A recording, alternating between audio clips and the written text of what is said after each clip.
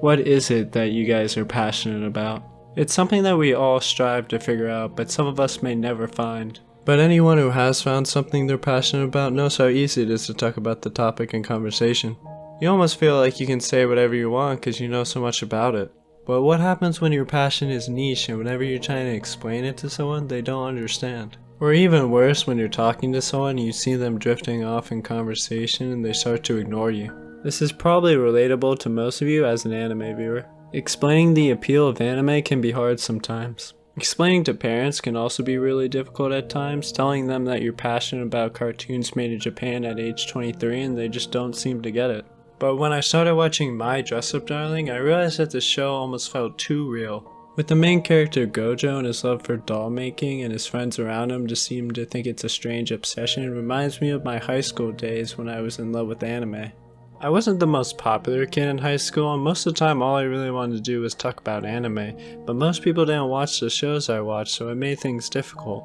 And I always wondered how different my world would be if I met someone like Marin Kitagawa who is into anime or even cosplay. And it can be difficult to make friends in high school, especially when you don't have anything in common. And even nowadays it can be really difficult to make friends, especially with everyone stuck inside all the time. And My Dress-Up Darling I see as a show where these characters finally get to be themselves and make a friendship among each other. And they both clearly display passion, just like Gojo making his dolls or Marin dressing up for cosplays. And nothing makes me happier than seeing someone talk about something they're passionate about. For example, one time I met a guy at a butterfly garden that could tell me everything I could ever want to know about butterflies. Now, did I need this butterfly information? Probably not, but I kept asking him questions anyways just to see the smile on his face when he would explain it. And I felt a similar way when I watched these two characters in the show communicate with each other. But this time it hit a little bit closer to home with doll making and cosplaying being such niche topics. And what makes the show even better is the fact that she's not into cosplaying characters from anime shows, she's actually into cosplaying characters from erotic games.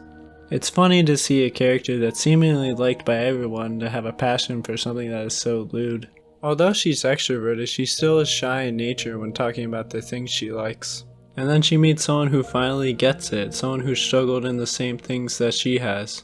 Even though they're not into the same exact thing, both of them still take an interest in each other's hobbies.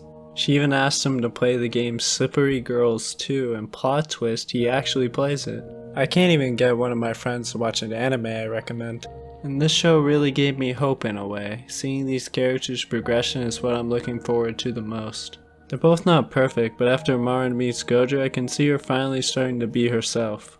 And we even get to see Gojo coming out of his shell a little bit after meeting Marin.